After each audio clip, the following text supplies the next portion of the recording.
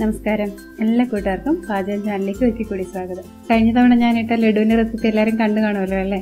എല്ലാവരും ട്രൈ ചെയ്ത് നോക്കുമെന്ന് കരുതുന്നു. ഇന്ന് ഞാൻ വന്നിരിക്കുന്നത് ഒരു ദീപാവലി സ്പെഷ്യൽ റെസിപ്പി ആയിട്ടാണ്. ഇന്ന് ഞാൻ ഉണ്ടാക്കുന്നത് മൈസൂർ പാക്കാണ്. മൈസൂർ പാക്ക് രണ്ട് തരത്തിലുണ്ട്. വളരെ സോഫ്റ്റ് ആയിട്ടുള്ളതും പിന്നെ കുറച്ചുകൂടി ഒരു ഉറപ്പുള്ളതും. നമ്മൾ ആ ഉറപ്പുള്ള ടൈപ്പ് മൈസൂർ പാക്കാണ് ഇന്ന് ഉണ്ടാക്കാൻ പോകുന്നത്. ഇതുണ്ടാക്കാൻ എളുപ്പമാണ്, എങ്കിലും നമ്മൾ കുറച്ച് കാര്യങ്ങൾ ശ്രദ്ധിച്ചില്ലെങ്കിൽ അതിൻ്റെ പെർഫെക്റ്റ് ആയിട്ടുള്ള ടെക്സ്ചർ കിട്ടാൻ കുറച്ച് പ്രയാസമാണ്. പെർഫെക്റ്റ് ആയിട്ടുള്ള മൈസൂർ പാക്ക് എന്ന് പറയുമ്പോൾ അതിൻ്റെ ഉള്ളിൽ ഇതുപോലെ പോർസ്, അതായത് അറകൾ പോലെ കാണാൻ പറ്റണം. വളരെ ലൈറ്റ് ആയിരിക്കണം നമ്മുടെ മൈസൂർ പാക്ക്.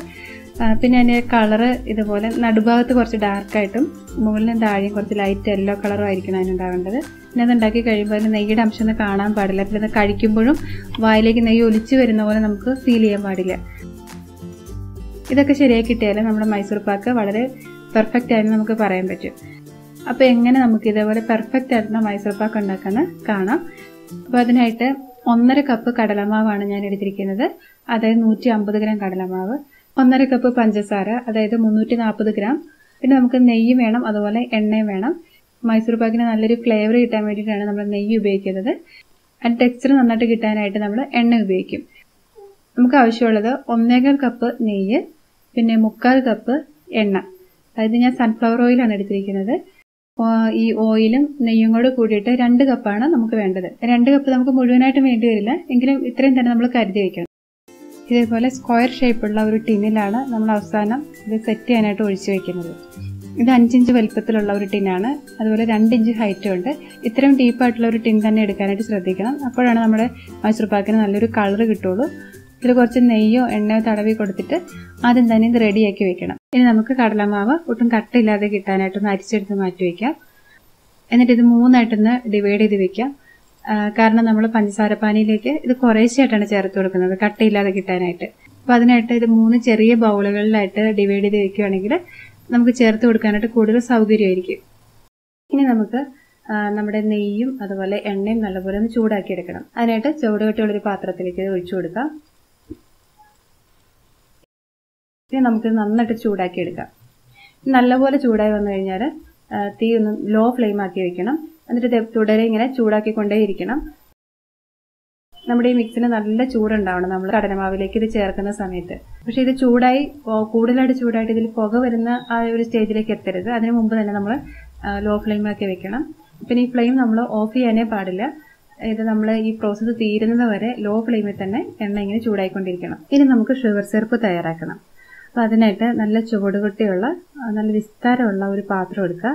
ഞാൻ ഇൻഡാലിയത്തിൻ്റെ ഒരു കടായിയാണ് എടുത്തിരിക്കുന്നത്. നോൺ സ്റ്റിക്കിൻ്റെ പാത്രത്തെക്കാളും കൂടുതലും നല്ലതായിട്ട് എനിക്ക് തോന്നിയിട്ടുള്ളത് ഇൻഡാലിയത്തിൻ്റെ പാത്രം തന്നെയാണ്. കാരണം നോൺ സ്റ്റിക്കിൻ്റെ പാത്രത്തിൽ നമ്മൾ ചെയ്യുമ്പോൾ അതിൽ എണ്ണ വലിച്ചെടുക്കുന്ന ഒരു സ്റ്റെപ്പ് നമുക്ക് മനസ്സിലാക്കാൻ കുറച്ചൊരു കൺഫ്യൂഷൻ ഉണ്ടാകും അവിടെ. അപ്പോൾ അതുകൊണ്ട് ഞാൻ ഇതുപോലൊരു പാത്രമാണ് കൂടുതൽ പ്രിഫർ ചെയ്യുന്നത്. ഇതിലേക്ക് നമുക്ക് പഞ്ചസാര ചേർത്ത് കൊടുക്കാം. പഞ്ചസാരയുടെ പകുതി അളവ് വെള്ളം ചേർക്കാം, അതായത് 3/4 കപ്പ് വെള്ളം ചേർത്ത് കൊടുക്കാം.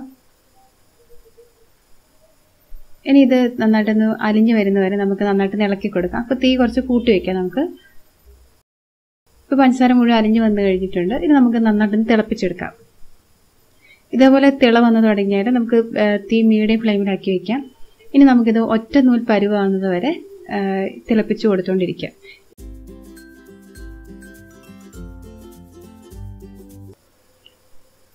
ഇപ്പോൾ കണ്ടോ, ഈ സിറപ്പ് ഒറ്റനൂൽ പരുവായിട്ടുണ്ട്.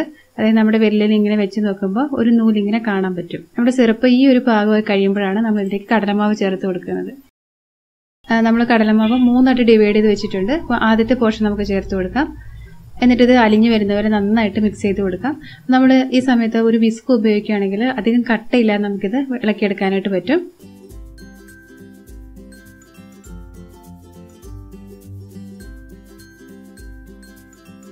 ഇനി അടുത്ത പോർഷൻ ചേർക്കാം.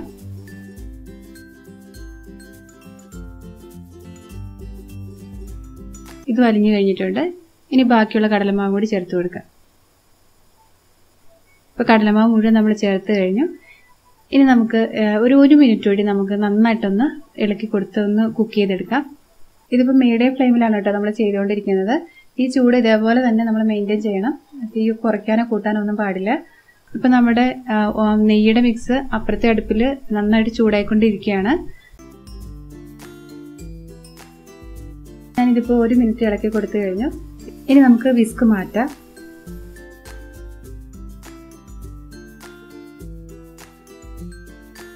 ഇനി ആ ചൂടായിരിക്കുന്ന നെയ്യ് ഒരു തവി ഇതിലേക്ക് ഒഴിച്ചു കൊടുക്കാം.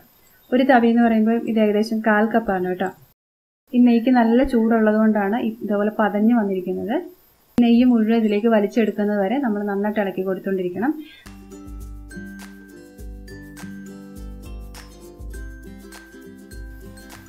ഇപ്പോൾ ഇത് മുഴുവൻ വലിച്ചെടുത്തു കഴിഞ്ഞു. ഇനി വീണ്ടും നമുക്ക് എണ്ണ ഒഴിച്ചു കൊടുക്കാം. നന്നായിട്ട് ഇളക്കി കൊടുക്കാം.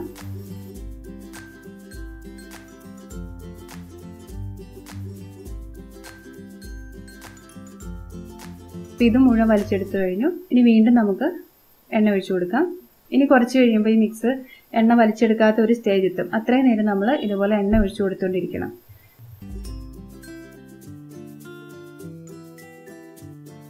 നമ്മളെടുത്ത നെയ്യുടെ പകുതി ഭാഗം ഈ മിക്സ് ഇത് അബ്സോർബ് ചെയ്യുന്നതനുസരിച്ച് വേഗം വേഗം ഒഴിച്ചു കൊടുക്കാം.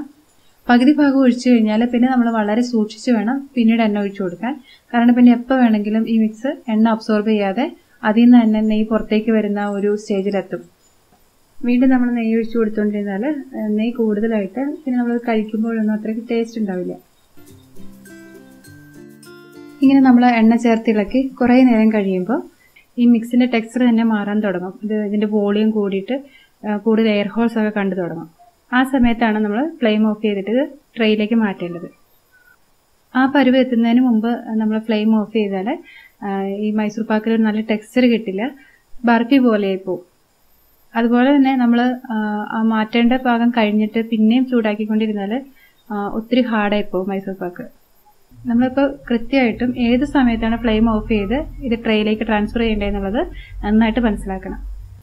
അപ്പോൾ നമ്മുടെ പകുതിയോളം നെയ്യ് ഇതിലേക്ക് ചേർത്ത് കഴിഞ്ഞു. ഇനിയാണ് നമ്മൾ കൂടുതൽ ശ്രദ്ധിക്കേണ്ടത്. നമുക്ക് കുറച്ചുകൂടി ചേർത്ത് കൊടുക്കാം. ഇനി നമുക്കൊരു 40 സെക്കൻഡോളം കണ്ടിന്യൂസ് ആയിട്ട് ഇളക്കി കൊടുക്കാം.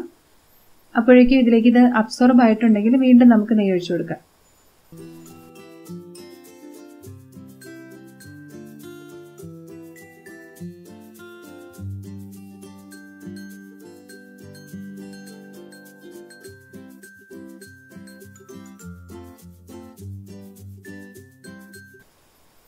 അപ്പം നെയ്യ് മുഴുവൻ ഇതിലേക്ക് അബ്സോർബ് ആയിട്ടുണ്ട്. നമുക്ക് കുറച്ചുകൂടി ഒഴിച്ചു കൊടുക്കാം.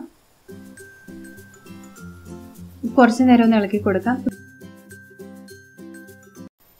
ഇപ്പോൾ കണ്ടോ, ഇതിൻ്റെ ടെക്സ്ചർ തന്നെ നന്നായിട്ട് മാറിയിട്ടുണ്ട്. ഇതിൽ കൂടുതൽ എയർ ഹോൾസ് നമുക്ക് കാണാൻ പറ്റുന്നുണ്ട്. ഇതിന് എണ്ണ റിലീസ് ആയി തുടങ്ങിയിട്ടുണ്ട്. പാത്രത്തിന് ഇപ്പോൾ നന്നായിട്ട് വിട്ട് വരുന്നുണ്ട്. ഇതിൻ്റെ വോളിയം നന്നായിട്ട് കൂടി നല്ല ലൈറ്റായിട്ടുണ്ട്. ഇപ്പോൾ വേഗം തന്നെ ഫ്ലെയിം ഓഫ് ചെയ്ത് നമ്മൾ തയ്യാറാക്കി വെച്ചിരിക്കുന്ന ആ ട്രേയിലേക്ക് മാറ്റി കൊടുക്കുക. വളരെ പെട്ടെന്നാണ് കേട്ടോ ഇങ്ങനെ ഒരു രൂപമാറ്റം ഇതിന് വരുന്നത്. അപ്പോൾ നമ്മൾ വളരെ കെയർഫുൾ ആയിരിക്കണം. ഞാനിതിലേക്ക് എണ്ണ ചേർത്ത് തുടങ്ങി ഏകദേശം 8 മിനിറ്റിനുള്ളിൽ ഈ പാകം എത്തിയിട്ടുണ്ട്. നിങ്ങളിത് ചെയ്യുന്നത് നോൺ സ്റ്റിക്ക് പാത്രത്തിലാണെങ്കിൽ കുറച്ചുകൂടി വ്യത്യാസം ഉണ്ടാവും. കുറച്ചുകൂടി മുമ്പ് തന്നെ ഈ പാകത്തിലെത്താം.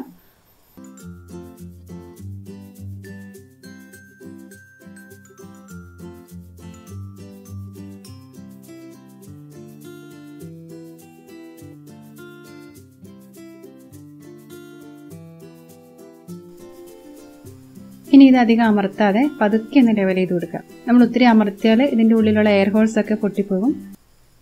ഇപ്പോൾ ഇതിനുള്ളിലുള്ള ഈ ചൂട് കൊണ്ട് നമ്മൾ മൈസൂർ പാക്കിന് നല്ലൊരു കളർ കിട്ടും. അതിൻ്റെ നടുഭാഗത്ത് നല്ലൊരു ഡീപ്പായിട്ടുള്ളൊരു കളർ കിട്ടും.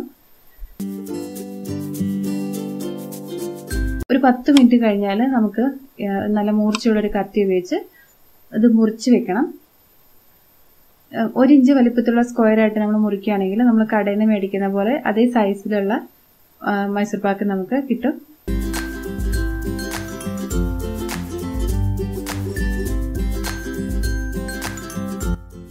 ഇനി ഒരു 30 മിനിറ്റോ അല്ലെങ്കിൽ ഒരു 40 മിനിറ്റോ ഇതും ചൂടാറാനായിട്ട് മാറ്റി വയ്ക്കാം.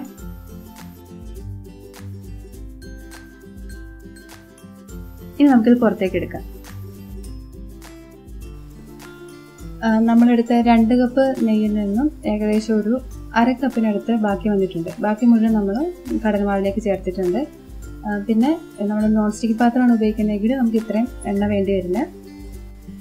അപ്പോൾ ഈ വീഡിയോ നിങ്ങൾക്ക് ഉപകാരപ്പെട്ടു എന്ന് ഞാൻ വിശ്വസിക്കുന്നു.